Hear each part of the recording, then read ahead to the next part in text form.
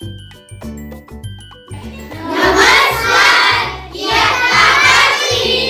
आम्ही मराठी महिने आणि त्यामध्ये येणारे सण सांगणार आहोत. चैत्र सण गुढीपाडवा, रामनवमी, हनुमान जयंती. वैशाख सण अक्षय तृतीया आणि बुद्ध पौर्णिमा. ज्येष्ठ सण वटपौर्णिमा. आषाढ सण आषाढी एकादशी गुरुपौर्णिमा.